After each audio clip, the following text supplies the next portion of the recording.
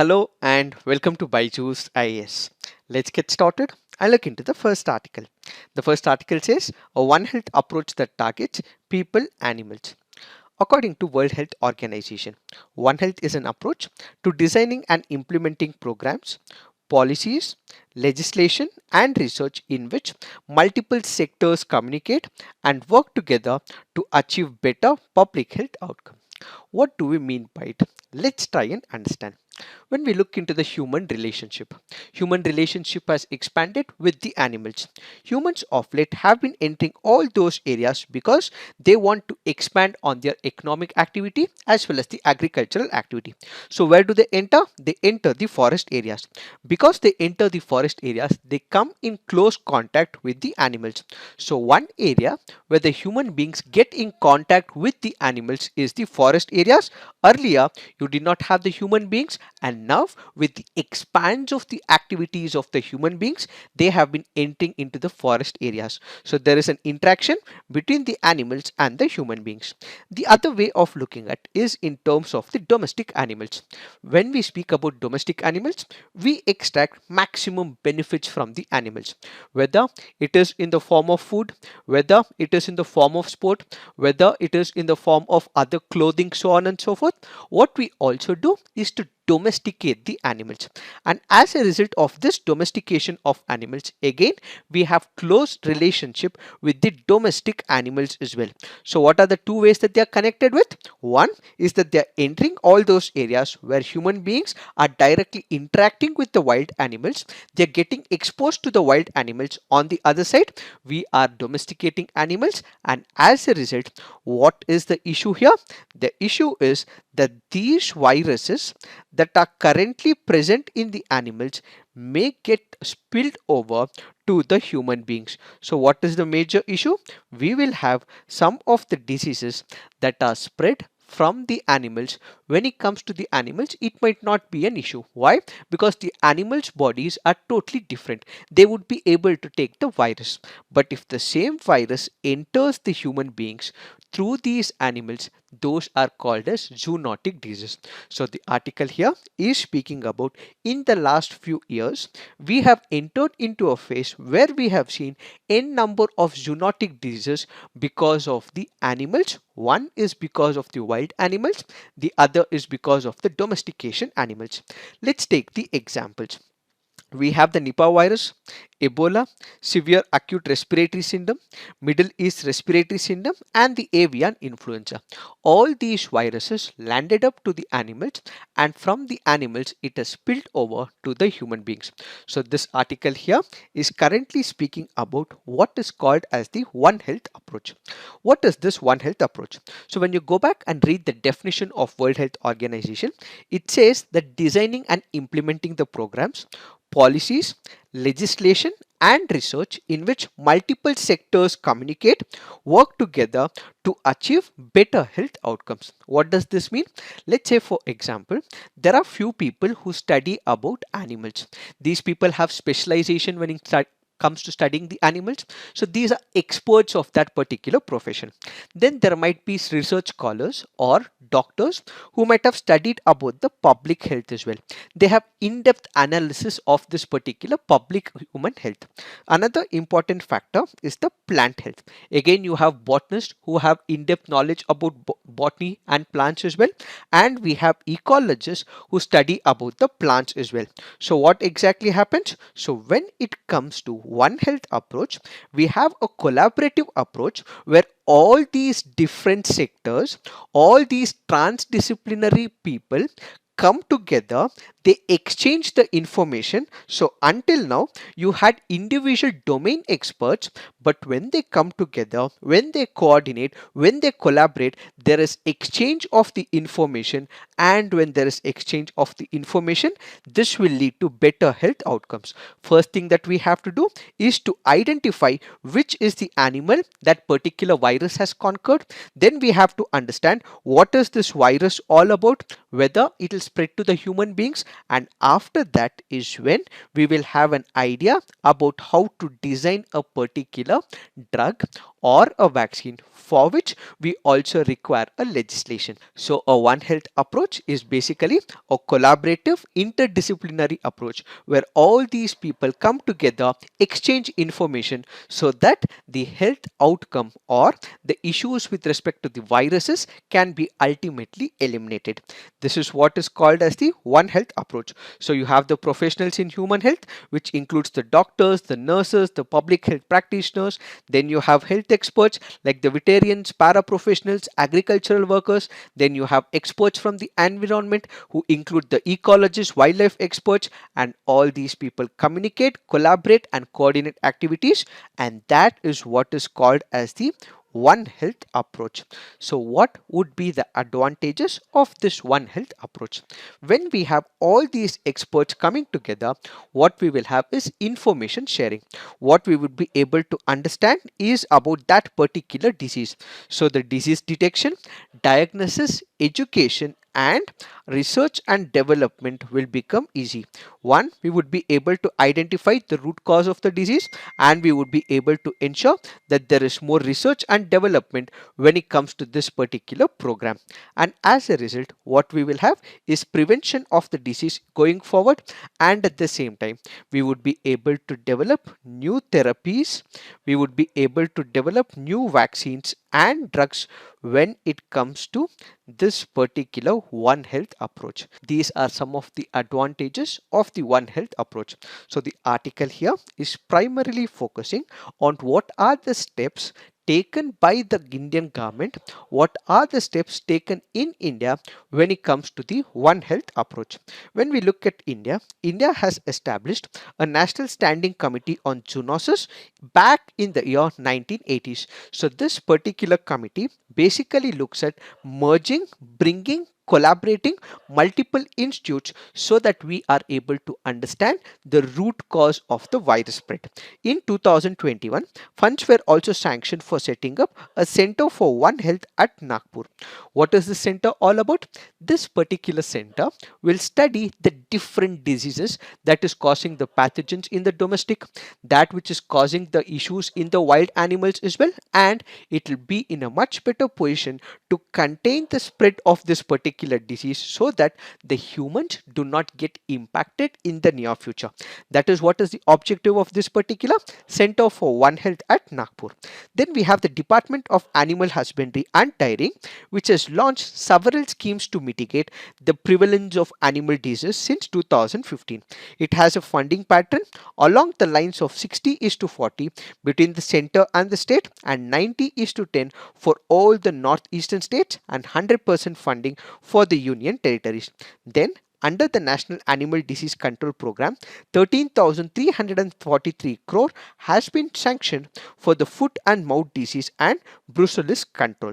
Then we have the Department of Animal Husbandry and Dairy, which is also partnered with the Ministry of Health and Family Welfare in the National Action Plan for eliminating dog-mediated rabies. So the Department of Animal Husbandry and Dairying initiated this particular program to eliminate rabies. That is because the World Health Organization estimated that rabies cost the global economy approximately $6 billion annually. In India, 97% of the human rabies cases are attributed to the dogs, which is why they have initiated this particular program so that dog vaccinations are taken up, public education is provided so that we render our country free of rabies. But what we have to focus is on issues and concerns with respect to execution of this One Health approach. What are the concerns? Scientists have observed that there are more than 1.7 million viruses. These 1.7 million viruses could become a problem not only to the global community but for all the animals as well, which is why the need of the hour is that we do not risk facing all these pandemics in the near future.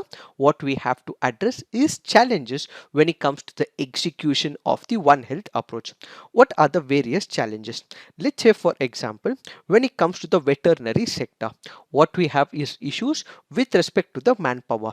When you look at the animal health experts in that particular domain, we have the veterinary doctors. That is where the major concern is, as there is crunch of resources when it comes to the veterinary experts. Since there is dearth or crunch of numbers, there is no coordination between the human and the animal health institutions. On one side, they have their own set of expertise. On the other side, these people have their own set of expertise. But unfortunately, the information that has to be dispersed from one institute to the another is not happening. So what is the major issue?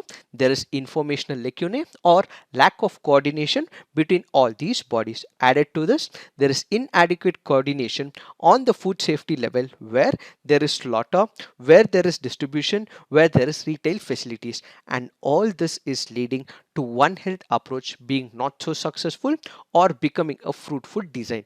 In this particular backdrop, what we have to ensure is that in order to make this particular One Health approach successful, we have to develop best practices that is present in the market. What are those? One, we need to create institutional mechanisms. We have to ensure that there are authorities who are manning this particular institute, and we have to ensure that there is information that is shared between all these coordinating bodies. So at this particular point, since there are increase in the number of zoonotic diseases, awareness generation on the front of the human beings, on the front of the government, on the front of the private organizations is a must. So a multi-stakeholder approach with more increased investments towards One Health is the need of the hour, says this article.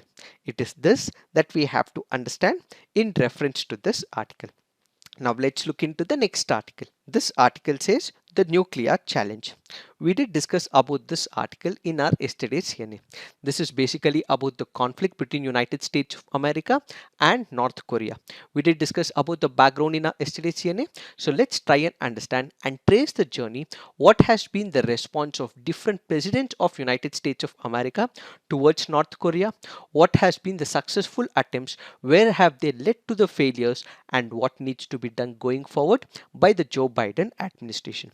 First up, when we trace the journey, there have been a number of presidents of United States of America who have done something good so that there can be peaceful establishment of relationship between North Korea and United States of America. But ultimately, when it comes to the overall outcome, this has not become successful. We have the Clinton administration, which had signed a framework agreement with North Korea to halt its nuclear program. They did everything possible from their side, but when it comes to the root issue, when it comes to the denuclearization, unfortunately, North Korea did not pay heed to the request of United States of America. Then we have the Obama administration. They came up with a particular strategy, or what is called as the wait and watch approach, or what is called as a strategic patience in the year 2012 with respect to the North Korea.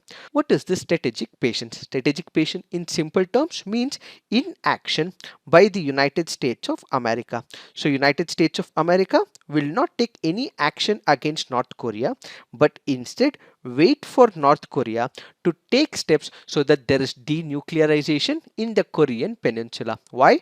Because there were sanctions imposed by United States of America on North Korea, which is why they wanted North Korea to act on its own so that they denuclearize and ultimately get back to United States of America for all the talks. This is what is called as the wait and watch approach, or what is called as the strategic patience approach. Followed by this, we have the Donald Trump administration, which was at the helm of the affairs.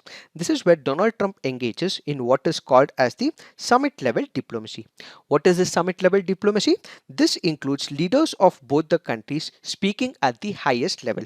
We have United States of America represented by Donald Trump. We have Kim Jong-un, who was representing North Korea. Both these leaders come together and they have interaction, which is called as the summit level diplomacy. They first met in Singapore, they also met in Vietnam as well, and they had interaction at the highest level. When everything was assumed to be going good, it did not become a successful one. Why? That is because according to United States of America, it wanted complete denuclearization of the Korean peninsula. So they wanted all the nuclear plants that is present in North Korea to be completely shut. At the same time, Korea also wanted economic sanctions that were imposed on North Korea to be completely eliminated, or it had to be lifted. But then the talks did not go fruitful. Why? Because the definition of denuclearization was not clearly spelled out by United States of America. Is it when we break one particular nuclear plant, will one of the sanctions be removed? When the second nuclear plant will be shut, the second economic sanction will be removed. So what is this denuclearization? Is it as a whole or is it part by part? This was not made clear by the United States of America, and as a result, North Korean government and the leader of North Korea were not happy with the moves of the United States of America, which is why the so-called assumed summit level diplomacy, which almost turned fruitful, did not become a successful one. Now we have Joe Biden, who is the president of United States of America. So what are the options that is available with Joe Biden? There are two options. One is what is called as diplomacy and talks. The other is what is called as the military action. As of now, only option that is left with United States of America is diplomacy, or what is called as the informal or the formal talks. Why? Because they cannot initiate what is called as the military level talks. If United States of America does so-called surgical strikes or initiate military action, since North Korea is a nuclear powerhouse, it may invade another country, and this can result in turmoil in the Korean peninsula as well as in United States of America. So as of now, what are the options that are available with Joe Biden? One is what is called as the strategic patience, that is impose more sanctions, sanctions after sanctions, so that North Korea is completely saturated, and ultimately what they do is request United States of America to remove these sanctions and ultimately wait for North Korea to completely become denuclearized, or they have to initiate talks with multiple countries, and at the same time they have to engage at the summit level diplomacy where these two leaders come together, interact, and ultimately bring an end to this particular issue. So what is the way forward? As of now, when we look into this particular meeting of Donald Trump and Kim Jong-un, they failed to give a clear definition of what is the denuclearization. So going forward, this definition of denuclearization, what will happen in North Korea, what sanctions will be lifted by United States of America, will have to be clearly given on the papers. If this is not given, again there will be deadlock and it will result in stalemate of that particular issue. Followed by this particular agreement will have to be politically sustainable. What do we mean by it? Let's say, for example, we have the Obama administration who had come up with the Iran nuclear deal. But what happened with the Trump administration? They came together and this particular Iran nuclear deal was completely done away with. United States of America completely withdrew from the Iran nuclear deal.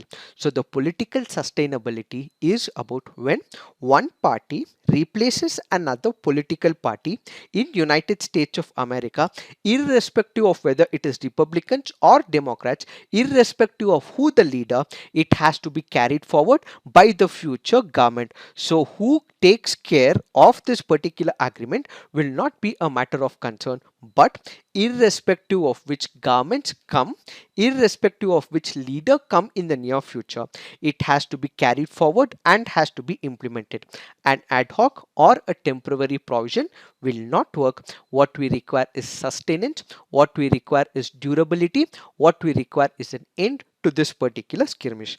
And finally, North Korea is currently going through an economic crisis. So going forward, it is the right time for Joe Biden administration to look at the concerns of economic crisis, that which is unfolding in North Korea, give options to North Korea, and ultimately say that all the economic sanctions will be removed and your nuclear threat issue will have to be solved. So identify the economic crisis right now and ensure they bring an end to the nuclear crisis in North Korea, is what is this article all about. So the focus of Biden administration is to bring a new North Korean strategy to end the long lasting issues that has been existing between North Korea and United States of America.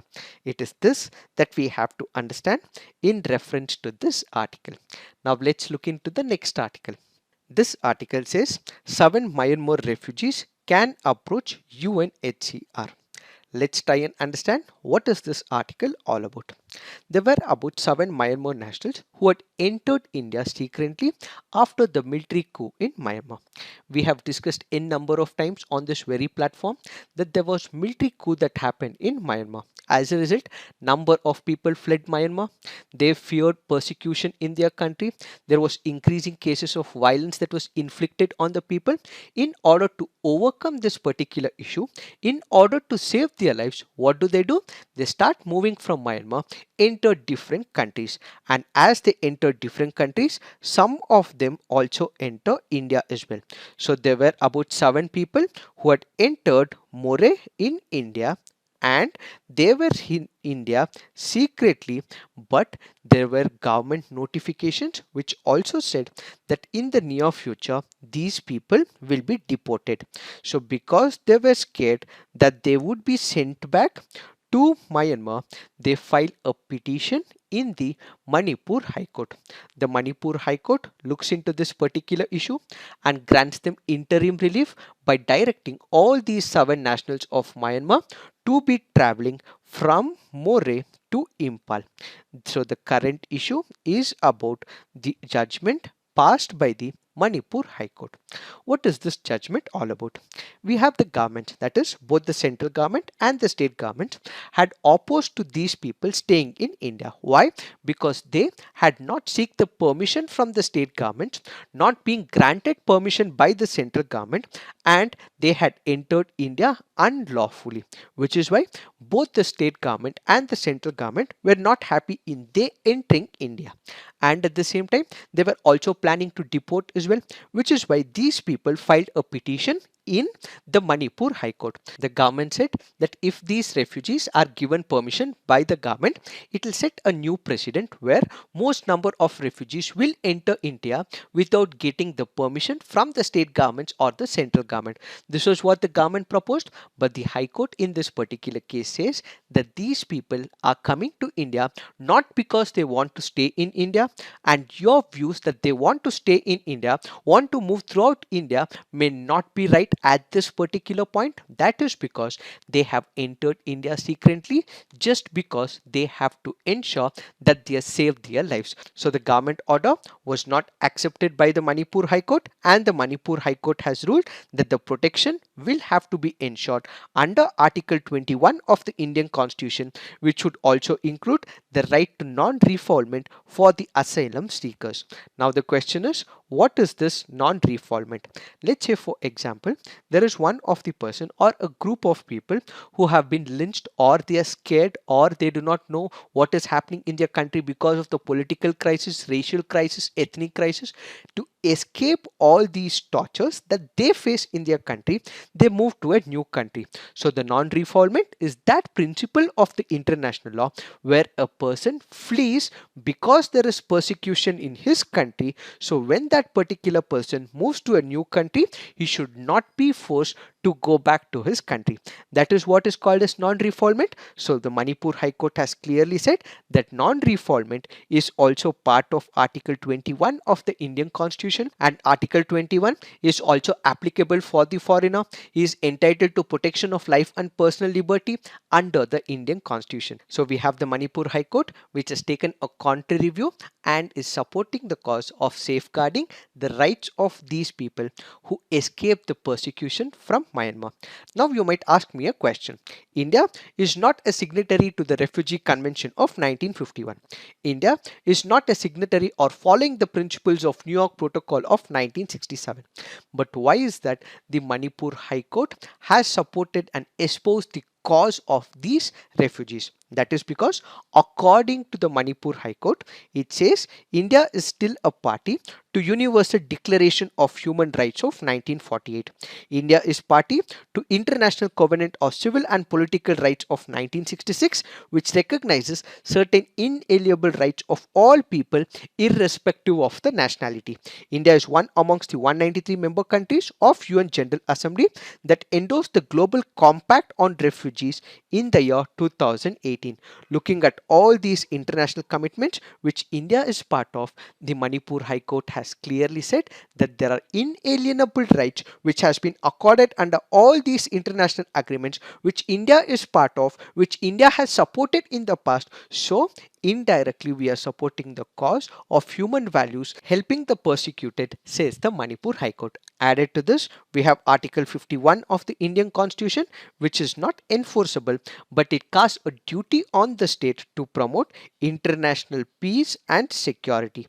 In order to promote the international peace and security, it is also important for the government to support this very cause, says the Manipur High Court. What is the conclusion that we can draw from the order of the Manipur High Court? It is very clear that they should be allowed to travel to New Delhi to seek protection from the United Nations High Commissioner for Refugees. So we have to see what actions will be taken by the United Nations High Commissioner for Refugees, and only after that Union of India would be in a position to take a call whether they should be given asylum status or refugee status or initiate any other plan. But as of now, they should be given a safe passage so that they can travel to Delhi, put out their grievance to the United Nations High Commissioner for Refugee, and ultimately sort out this issue, says this article. It is this that we have to understand in reference to this article. Now let's look into the next article. This article here is important from the preliminary examination point of view, where we speak about Central Drug Standard Control Organization. Kindly remember, it can be very important from your preliminary examination point of view. The CDSCO is the Central Drug Authority in India. It is the national level regulatory body under the Ministry of Health and Family Welfare. The body is responsible for approving licenses for certain categories of drugs. It is headquartered in New Delhi, and there are 6 functioning central drug testing laboratories under SDCSO. What are the functions of this particular body? It is responsible for drug approval under the Drugs and Cosmetics Act, conducting clinical trials, setting standards for drugs, quality control over drugs imported into the country, coordinating activities of state drug control organization, registration of foreign manufacturers of drugs and medical devices whose products are to be imported into the country, grant of licenses to import drugs by government hospital or medical institutions for the use of their patients, and recommend banning of drugs considered harmful or subtherapeutic under section 26A Drugs and the Cosmetics Act. So these are some of the functions which you have to remember and can be asked in your preliminary examination. Now let's look into the next article. This article here is speaking about one of the awards called as Sheikh Zayed Book Award. This again can be important from your preliminary examination point of view. The Sheikh Zayed Book Award commemorates the late Sheikh Zayed bin Sultan Al Nahyan, founding president of the UAE and the ruler of Abu Dhabi. The award and its associated accolades are presented annually to outstanding writers, intellectual, publishers, as well as young talent whose writing and transition into humanities objectively enrich Arab intellectual, cultural, literary, and social life. So this particular award is also called as the Arab World's Nobel Prize. The prize is administered by Abu Dhabi Culture and Tourism Authorities, and each prize consists of a gold medal bearing Sheikh Zayed Book Award logo, a certificate of merit, a cash award comprising a total prize value of 7 million UAE dirhams, which is equivalent to US $1.9 million. Why are we discussing this? That is because recently we have the Mumbai born Tahira Kutubuddin, who happens to be the first person from India to win this particular prestigious award. That is why it becomes important from the preliminary examination point of view. Now let's look into the mains practice questions. The battle against COVID-19 should be used as an opportunity to meet India's One Health targets. Discuss. Controlling the threat posed by North Korea will require a strategic approach that combines North Korea's economic worries and dialogue. Examine. So please write all your answers on the comment section. Peer review, give positive feedback to your friends' answers. So this is it for today. Thank you for watching. All the best.